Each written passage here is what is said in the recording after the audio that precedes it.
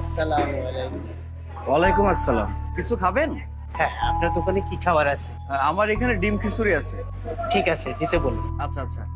রহিম, রহিম, এদিকে আয়। জি ভাই বলেন। একটা কাজ কর, হুজুরকে খাবার দে। হুজুর বসেন। বাবাজি, একটু দাঁড়াও। শুনলাম তোমাদের দোকানে অনেক পদের আইটেম ছিল, এখন শুধু ভুনা খিচুড়ি। এটার কারণ কি বাবা? কি আর বলবো হুজুর, দুঃখের কথা। আমাদের এই হোটেলটা অনেক জমজমাট ছিল। আমাদের যে রহমান ভাই খুব দয়াবান ব্যক্তি। মানুষের বিপদ দেখলে উপকার না করে একদম থাকতে পারে না। কেউ খালি হাতে আসলে তাকে পেট ভরে খাওয়ান দেয়, আর কেউ সাহায্যের জন্য আসলে তাকে ক্যাশ থেকে টাকা দিয়ে দেয়। হুজুর, এভাবে সাহায্য করতে করতে ঘর বাড়ি জমি জমা সব বিক্রি করে ফেলাইছে। এখন রেস্টুরেন্ট চালানোর মতো কোনো অর্থই তার কাছে নাই।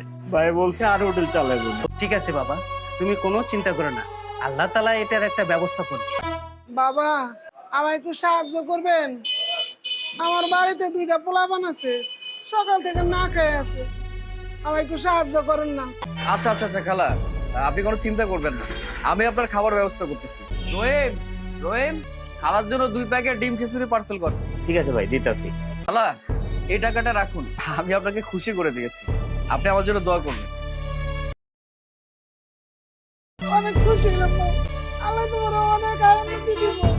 আল্লাহ যে আমার সাহায্য করছো, আর দোকানটা তুমি বইরা দাও, মালামাল করে দাও। আল্লাহ, আমি গেলাম। হ্যাঁ? ভাই, আমার কিছু খাইতে দেন না, আমার পেটে খুব খিদা। এই 10টা টাকা ছাড়া আমার কাছে আর টাকা নেই। আরে না না না না, আপনার কাছে যে টাকাটা আছে ওটা আপনার কাছে রাখুন, আপনাকে টাকা দিতে হবে না, আমি আপনার খাবার ব্যবস্থা করছি। রহিম, ভাইকে খাবার দে। ঠিক আছে ভাই, দিতাছি। আপনি আসেন। আল্লাহ, যে আমার দুটা দানা ভাত খায় তাহলে তুমি তার মনে এসে পূর্ণ করো। আল্লাহ, তার হাত টাচ করে দিও মাহবুদ। আল্লাহ, তাকে হাত করে দিও মাহবুদ, যে আমাদের ভাত খাওয়াইছে।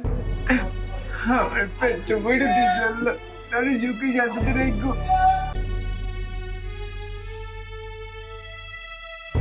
রহমান সাহেব, একটা কথা জিজ্ঞাসা করি? জি বলেন। আল্লাহ তাআলা আমাকে অনেক টাকা পয়সা দিয়েছে, কিন্তু খরচ করার মতো জায়গা আমার নেই। আমার আত্মীয় স্বজন আপন বলতে কেউ নেই। আল্লাহ তাআলা হয়তো আমাকে আপনাকে সাহায্য করার জন্য এখানে আমাকে পাঠিয়েছে। বাবা, এই চেকটা ধরেন। এখানে 50 লক্ষ টাকার একটা চেক। এই টাকাটা তুলে আপনি আপনার দোকানটাকে আবার জমজমাট করে তুলবেন। আশা করি আপনি অনেক দিন পর্যন্ত মানুষকে সাহায্য করতে পারবেন এবং বিনা টাকায় আপনি খাওয়াতে পারবেন।